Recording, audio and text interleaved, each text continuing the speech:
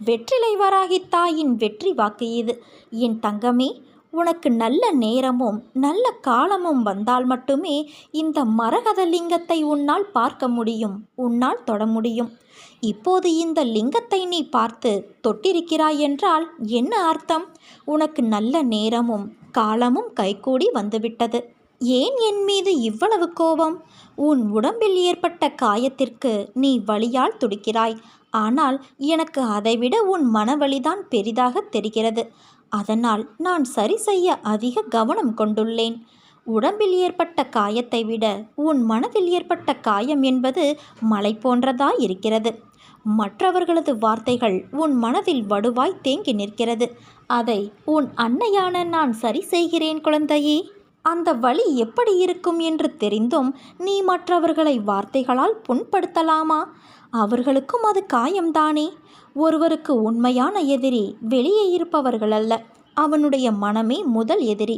உனக்கு ஒரு நிகழ்வுகள் நடந்தால் அதை மிக பெரிதாக சித்தரிப்பதும் உன் மனம்தான். அதை சிறியதாக சித்தரிப்பதும் உன் மனம்தான். உன் பகைவன் கூட எண்ணாத எண்ணங்களை உன் மனம் எண்ணமிடும். உன் மனம் என்பது அது அப்படி நடந்து விடுமோ இப்படி நடந்து விடுமோ என்று ஒரு கற்பனை பயத்தை உணர வைத்துவிடும்.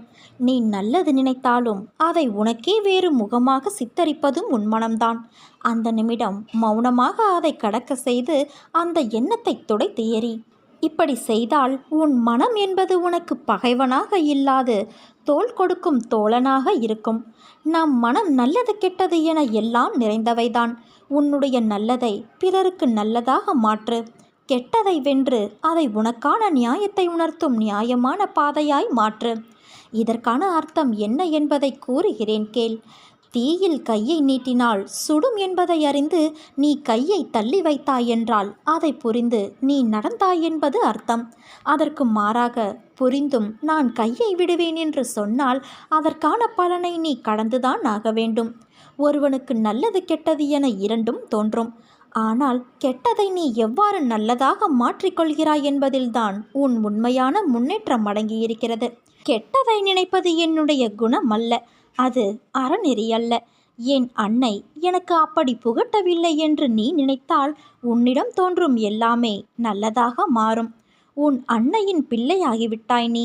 உன்னில் இருக்கும் அனைத்துமே அறநெறிக்கு உட்பட்டதாக நீதி பாதையிலும் உலக நியதியிலும் வாழ வைப்பேன். உன்னிடம் உனக்கே பிடிக்காத குணங்களை நீ உணர்ந்து இருப்பாய். அதை நெறிப்படுத்தி எது நல்லது என்பதை உன் அறிவு உணர வேண்டும். அதற்காகவே சில நிகழ்வுகளை நான் உனக்கு நிகழ்த்தியுள்ளேன். அதனால் பயப்படாதே குழந்தையே. உன்னை நல்ல பாதையை பின்பற்ற வைப்பது என் கடமை. அதில்தான் எனக்கு ஆனந்தமும் கூட. இதயமே வெடித்து சிதறிவிடும் அளவிற்கு நீ பாரத்தை சுமந்து கொண்டு இருக்கிறாய். ஆனால் ஒன்றை நீ மறந்துவிட்டாய். அந்த இதயத்திற்குள் நான் சிம்மாசனம் போட்டு அமர்ந்துள்ளேன். நீ சந்திக்கும் தோல்விகள் உன்னை நிலை குலைய வைத்துள்ளது. உன் முகத்தில் ஒரு கலவரம். நாம் இந்த நிலையிலிருந்து மீண்டு வர முடியாதோ என்று, நம்மை இதே நிலையிலேயே அன்னை வைத்து விடுவாரோ என்ற பயம் உன்னுள் வந்துவிட்டது. இது உன் முகம் பிரதிபலிக்கும் கலவரத்திலேயே எனக்கு புரிகிறது. நீ படும் துயரங்களை நான் அறிய மாட்டேனா என்ன? அப்போது ஏன் தீர்வுகளை தரவில்லை என்றுதானே நீ கேட்கிறாய்? தீர்வுகளை உருவாக்கத்தான் நான் உன்னுள் வந்து அமர்ந்துள்ளேன். என்னை தூற்றுபவர்களுக்கே நன்மைகளை செய்யும்போது நானே கதி என்று சரணாகதியடைந்திருக்கும் என் பிள்ளையான உனக்கு நான் செய்ய மாட்டேனா? ஒரு வினாடியில் தலையெழுத்தை மாற்றும் சக்தி எனக்கு இருக்கிறது. ஆனால் அந்த வினாடிதான் இன்னும் தீர்மானிக்கப்படாமல் உள்ளது. ஏனென்றால் நான் கொடுக்கப் போகும் தீர்வு நிரந்தரமானது. சில விஷயங்கள் உனக்கு கூறியது போன்ற நிகழ்வுகள் இப்போது நடக்காமல் இருப்பதை நினைத்து உனக்கு உன் கோரிக்கைகளை நான் நிறைவேற்றவில்லை என தோன்றும். ஒன்றை புரிந்து கொள். நடப்பதை மட்டுமே தான் நான் உனக்கு கூறுவேன். உனக்கு கூறியது நிச்சயம் நிறைவேறும். உன்னை காப்பாற்ற உனக்கு பக்கபலமாயிருந்து உன்னுடைய பயணத்தில் நானும் பயணிப்பேன். அதை நீ எப்பொழுதும் மறந்து விடாதே. உன் மனம், புத்தி, எதிர்மறை சிந்தனை, பயம், கலக்கம், அத்தனை தேவையில்லாத தோற்றத்தையும் நான் வெளியே எடுக்கவே இத்தனை நிகழ்வுகளும் நடக்கிறது. கண்டிப்பாக உன் தேவைகள் பூர்த்தி செய்யப்பட்டு என் ஆசிர்வாதங்களோடு வந்தடையும் நாள் தொலைவில் இல்லை. மிக மிக அருகில் வந்துவிட்டது குழந்தையே. நல்லது நடக்கும், நல்லதே நடக்கும், நல்லது மட்டுமே நடக்கும். நான் உன்னோடு தானே இருக்கிறேன். எங்கும் எப்போதும் என்றும் என்றென்றும் இருப்பேன். வாழ்க்கை சுலபம் என்பது எண்ணமாய் நிறைந்திருக்க, விஷயங்களில் கடினமான சவால்கள் உள்ளே நிறைந்திருக்கக்கூடும். இதுவே கடினம் என்ற விஷயங்களுக்குள்ளே சுலபம் என உன்னையே உனக்கு உணர்த்தும் வண்ணமாய் ஒரு விஷயம் நிறைந்திருக்கக்கூடும். இதில் நீ புரிந்து கொள்ள வேண்டிய விஷயங்கள் நிறைய இருக்கிறது. கஷ்டம் என நீ உணரும் விஷயத்தில் உன்னுடைய பங்களிப்பு, உழைப்பு என உன்னிடத்தில் உள்ள எல்லா வகை நேர்மறை விஷயங்களிலும் உன் புத்தியில் சங்கமித்து இருப்பாய். மனதை சஞ்சலப்படாமல் ஒரே நிலைப்பாட்டில் வைத்து இருப்பாய்.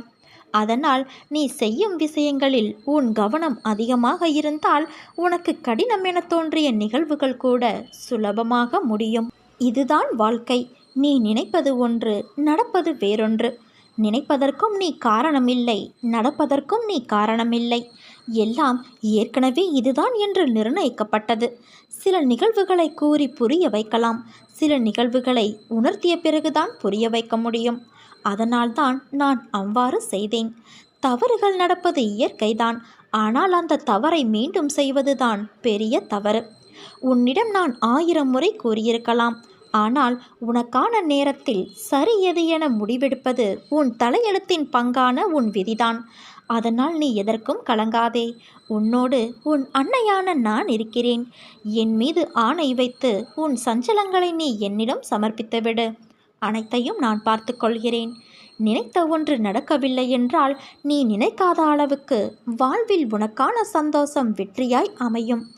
என் அருள் உனக்கு பரிபூரணமாக கிடைக்கும் குழந்தையே. நீ அடைய நினைத்த இலக்கை அடையும் வரை கல் வந்தாலும் சொல் வந்தாலும் கலங்காமல் முன்னேறு. அனைத்திற்கும் பதில் சொல்லும் உன் வெற்றி. முன்னேறி செல்லும்போது காதுகளை மூடிக்கொள். இல்லையென்றால் உன் காதில் விழும் வார்த்தைகளாலேயே நீ வீழ்ந்து விடுவாய். உன் வாழ்வில் நடக்கின்ற நடக்கப் போகின்ற அனைத்தும் நல்லதோ வழிகள் மிக்க சூழ்நிலையோ என் கையிலிருந்து அது தரப்பட்டது. வழிகள் சூழ்நிலை என்றால் நீ பயப்படாதே, கவலைப்படாதே. அதில் உனக்கு நன்மை கண்டிப்பாக இருக்கும். உன்னை மனவேதனையிலும் குற்ற உணர்விலும் ஒருபோதும் நான் உன்னை தவிக்க விடமாட்டேன். உன்னை என் உயிரான குழந்தையாய் நான் கவனித்து வருகிறேன். உன் வாழ்க்கையில் கடந்த காலம் உனக்கு வழி தந்து இருக்கலாம். அதில் பாடங்களை நீ கற்றுக்கொண்டு இருப்பாய். ஆனால் இப்போது அதில் உனக்கு உள்ள குற்ற உணர்வும் அது உன் வாழ்க்கையின் நிம்மதியை பாதிக்குமோ என்று உன் அஞ்சுதல் என்னை கவலையில் ஆழ்த்தியிருக்கிறது. தவறு செய்வது இயல்பு. தவறு என்பதை விட இது சரிதானா, நமக்கு இது ஒத்துப்போகுமா என்று யோசிக்காமல் எடுத்த முடிவு இன்று உன்னை இந்த துயரத்தில் ஆழ்த்தியிருக்கிறது. அதனால் வாழ்க்கையில் வெற்றியிடம் உருவாகியுள்ளதாய் நினைக்கின்றாய். குழம்பாதே குழந்தையே. உனக்கான செம்மையான வாழ்க்கை வரப்போகிறது. அப்போது உன் வாழ்க்கையில் குற்ற உணர்வுகளும் பயமும் இருந்த தடம் தெரியாமல் மறைந்து போகும். நான் உன்னோடு இருக்கையில் நீ ஏன் கவலை கொள்ள வேண்டும்? உன் அம்மாவாகவும் உனக்கு ஒரு நல்ல வழிகாட்டியாகவும் உன்னோடு இருந்து உன்னை நான் எப்போதும் வழி நடத்துவேன். நீ நம்பிக்கையோடு இரு, நல்லதே நடக்கும். இது உன் வெற்றிலை வராகியான இந்த வெற்றி வராகியின் சத்திய வாக்கு.